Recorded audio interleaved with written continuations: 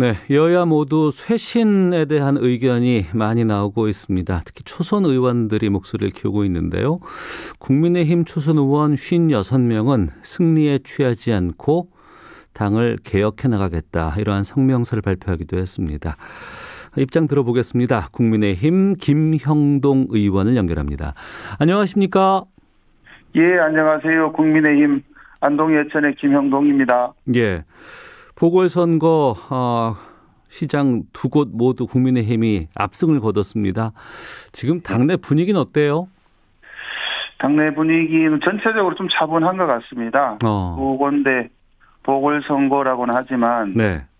사실상 뭐 전국 선거하고 비견할 만한 선거였는데요. 네. 선거 결과를 차분하게 분석하고 또 더 낮은 자세로 예. 겸손하게 국민들과 시민들에게 다가서자, 뭐 그런 분위기 같습니다. 2016년 총선 이후로는 지금 계속 지다가 이번에 이긴 거 아니겠습니까? 예, 그렇습니다. 상당히 좀 기분 좋을 수도 있는데 차분한 뭐 특별한 이유가 있을까요? 뭐 저희가 뭐 목소리도 냈습니다마는 당내 원내외를 포함해서 많은 분들이 있었습니다. 그런데 이것이 우리가 매우 잘했기 때문에 어떤 승리를 거뒀다기보다는 현재 정부가 워낙 못하기 때문에 예. 정부 비판에 대한 국민들의 열망을 받기 때문에 저희가 더 분발해야 된다. 네. 그 정도의 공감대가 내외에 있는 것 같습니다. 네. 그 김종인 이젠 전이라고 해야 되잖아요. 전 비대위원장이 퇴임하면서 이런 얘기를 했습니다. 예. 국민의힘이 아직 부족한 게 많다. 가장 심각한 건 내부 분열과 반목이다. 이렇게 했는데 이번에 성명서까지 나왔다는 건 무언가 당내에 문제점이라든가 개선점이 있었기 때문이 아니겠습니까? 뭐 성명서 자체는 네. 어떤 그동안의 선거 과정에서 보고 들었던 저희들이 받아들인 느낌을 감사하는 표현과 함께 네. 국민들에게 표한 거고요. 네. 방금 물어보신 것 관련돼서 말씀을 드리면 네. 김 비대위원장이 들어오셔가지고 네. 당신이 한 약속을 지키고 떠나셨습니다. 다시 말해서 서울하고 부산에 대한 보궐선거를 이기고 네.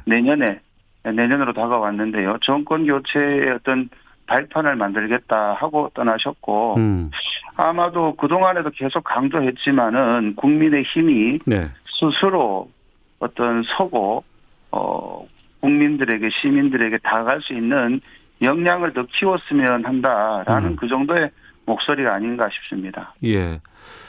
쇄신이라는 건 무언가를 바꾸고 새롭게 이제 나아가겠다는 뜻 같은데 이걸 그러면은 국민의힘에서는 누가 주체적으로 해야 한다고 보세요? 지금 너나 당내에서 구분할 수 있는 그런 부분은 아닌 것 같습니다.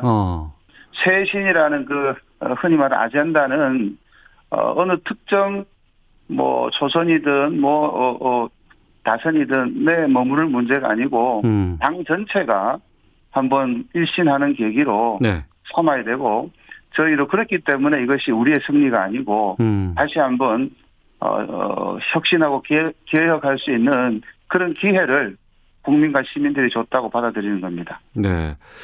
성명서 좀 여쭤보겠습니다. 예, 말씀 주십시오. 예, 4월 8일 날 이 성명이 나왔잖아요. 네. 상당히 발빠르게 초선 의원들이 모여서 성명서를 냈단 말입니다. 네. 이때 낸 이유부터 좀 여쭤보겠습니다. 뭐 많은 초선 의원들이 삼삼오오 모여서 예. 사실 저희가 이제 21대 들어가서 1년이 되는 그런 시점 돌시에 네. 이런 큰 보궐선거를 맞았는데 선거를 치르고 느끼는 소외들이 있었습니다. 예. 그게 선거 당일 전후였는데 예. 어떤 선거가 끝나자마자 너 미루지 말고 예. 우리가 느꼈던 감상을 당당하게 국민들에게 밝히고 나름의 어떤 앞으로 정치를 임하는 초선으로서의 자세도 한번 말씀드려보자 정도였습니다. 특히 뭐 시기를 맞췄다 이렇게 보기는 어렵습니다. 의견은 한뜻으로 잘 모아졌습니까? 저희가 뭐 흔히 말하는 초선 단톡방이 있는데요. 네네. 거의 전원이 한두 분 마지막에 조금 이견이 있었습니다만은 거의 다 동의한 걸로 알고 있습니다. 네. 그렇게 성명 내고 여러 가지 파장들이 좀 꽤 있는 것 같습니다. 당에서 이를테면 뭐 선배 의원들이라든가 뭐라고들 말씀하세요? 뭐 크게 저희가 발표한 것에 대해서 이런저런 얘기는 사실 당내에서는 없습니다. 크게는. 그리고 그 이후에 선거 결과에 대해서 당의 공식적인 브리핑이나 아니면은 뭐 다양한 의원님들께서 내는 의견에 대해서도 저희가 쭉 보면요. 네. 특별히 이 선거를 받아들이는 그 당내외 분위기는 뭐 저희들이 발표한 성명과 크게 다르지 않다라는 그런 느낌을 받았습니다. 네. 이번 선거 결과에 대해서도 좀 여쭤볼까 하는데요. 예. 2030 세대가 국민의힘에 손을 들어줬습니다. 네. 이전까지만 해도 국민의힘과 2030 세대는 글쎄요, 좀 달리 보이는 입장이었는데 이번에는 국민의힘을 선택을 했거든요. 예. 이건 어떻게 판단하십니까? 저는 뭐 저희도 조금 선거운동 기간 동안에 사실 놀란 면도 있습니다. 2030의 젊은 분들이 저희 유세 현장에 몰리고 저희가 마이크를 넘겨주는 그런 캠페인도 했었는데요. 네. 정말 많은 분들이 참석했고 참여했고 2030 스스로의 목소리를 내셨습니다. 그리고 뭐 가장 중요한 것 중에 하나가 먹고 사는 문제 그리고 정의와 공정의 가치가 무너진 이 상황에 대해서 2030 세대가 굉장히 분노하고 있다는 것을 느낄 수 있었습니다. 그리고 우리 국민의힘 입장에서는 그런 분노, 공정이 무너지고 정의가 무너진 이런 상황을 바꿔나가겠다고 약속하고 힘주어 얘기를 했기 때문에 어느 정도 상당한 지지를 얻었다고 보고요. 이게 다는 아니라고 봅니다. 말로 끝나지 않고 실천하는 그런 모습을 꼭 보여드리겠습니다. 그러니까 약속했고 실천하는 모습 보여주시겠다고 했는데 그러니까 반대적인 상황이 또 올 수도 있습니다. 약속을 했고 실천을 하겠다고는 하지만 중도층이라든가 청년층의 지지가 언제까지 계속 있을까라는 궁금증도 있거든요. 구체적으로 어떤 대책들을 좀 준비 중이십니까?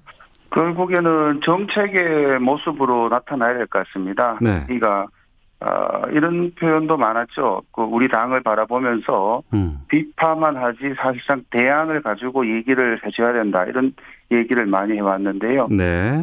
뭐 현안 중에 가장 심각한 정책은 결국에는 코로나를 이겨나가는 정부의 정책 관련돼서 그동안에 K-방역만 강조해 왔는데 한계에 부딪혔다라는 어떤 그런 다양한 현상이 징후가 나타나지 않습니까?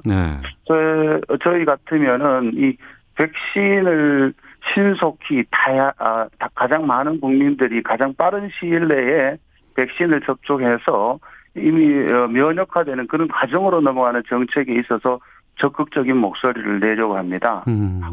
지금 가장 혈기왕성하게 활동하고 경제 활동을 해야 되는 분들이 어쨌든 이 코로나 상황에서 경제 활동이 묶여 있는 것이 가장 큰 어려운 부분 아니겠습니까?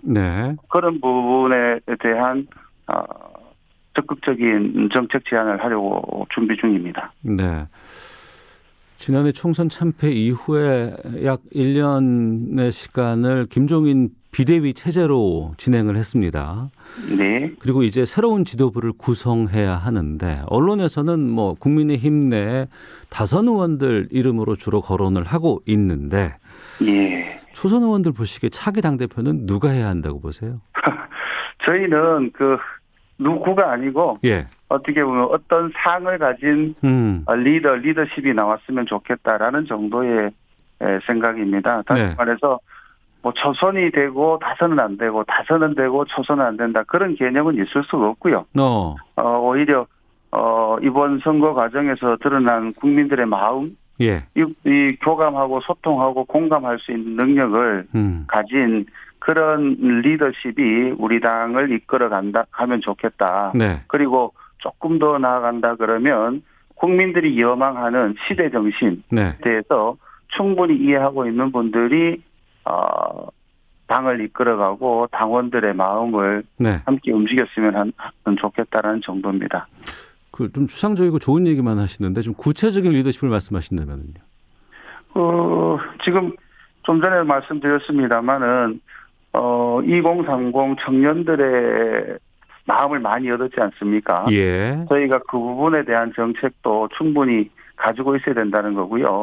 결국에는 그분들하고 적극적으로 소통할 수 있는 준비가 돼 있는 분들이 네네. 아마 당내 경선이든 국민들의 지지든 더 많이 얻지 않을까라는 게 제 의견입니다. 그 말씀은 뭐 다선 아니더라도 초선 중에서도 이번에 성명서를 낸 분들 가운데서도 당대표 될 가능성이 있다고 보시네요. 그렇겠죠. 이거는 뭐 선거 과정에서 예. 누가 더 많은 정책적 역량과 비전, 그리고 제가 좀 전에 강조했습니다만 소통할 수 있는 능력. 네. 이거는 변화의 과정에 있는 거기 때문에 반드시 누구다라고 점 찍어서 될 수 있는 문제는 아니지 않겠습니까? 네.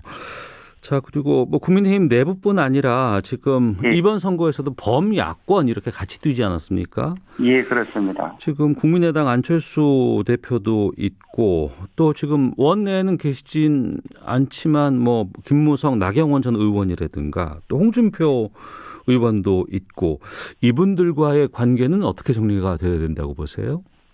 예, 뭐 과정에 있기 때문에 제가 쉽게 평가하기는 어렵습니다만, 먼저 뭐 안철수 대표 국민의당하고는 아마 우리가 경선 과정에서 네. 안철수 대표께서 선거가 끝나는 대로 합당하겠다 뭐 이런 표시를 하지 않았습니까? 네네. 그런데 그런 부분들이 지켜줬으면 좋겠고요.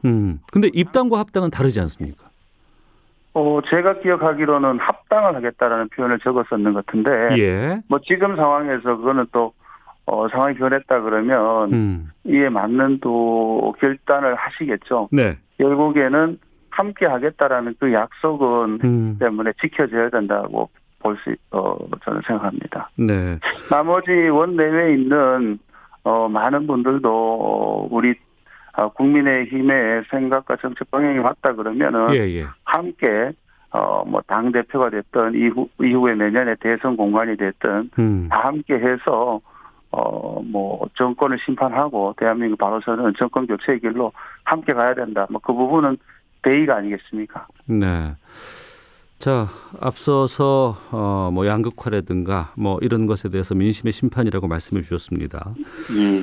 지금 뭐 백신 앞서 잠깐 말씀해 주셨습니다만 또 LH라든가 사태라든가 예. 정치 현안들이 많이 있습니다. 당장 1년 내에 많은 것들을 처리해야 되는데 국민의힘이 이런 것에 대해서 어떻게 하실 계획입니까? 좀 구체적으로 좀 말씀해 주겠습니다. 예, 뭐 양극화 문제가 굉장히 심각합니다. 저희가 언론에 드러난 거 이상으로 시중에 가면은 정말 영세 중소상공인들이 네. 가게를 운영 못해서 문을 닫는 경우가 허다합니다. 안타깝게도 오늘 9시 오전부터 우리 당 최승재 의원이라고 있습니다.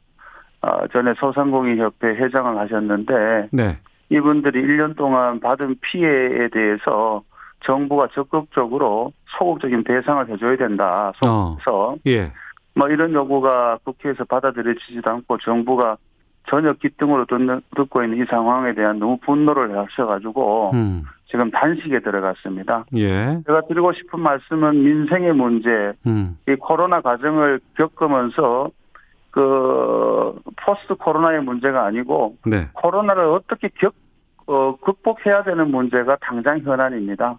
그런데 이것이 그냥 정치적 구호에만 떠들고 그리고 편의대로 정부 예산을 집행하고 이런 부분은 이제 지양을 해야 되고 네. 정말 서민들이 필요한 곳에 정책이 가고 예산이 집행되는 게 필요하다. 우리가 야당으로서 이 정책을 이끌어가는 한 축으로서 정말 민생에 먹고 사는 문제, 더 심각해진 양극화의 문제를 해소하는데 더 앞장서겠다라는 그런 각오를 밝히고 하나 더 말씀을 드리면 우리 당에서 가지고 있는 큰 모임 중에 하나가 약자와의 동행이라는 그런 커뮤니티를 운영하고 있습니다. 다양한 섹터로 나눠서 활동하고 있는데요. 네.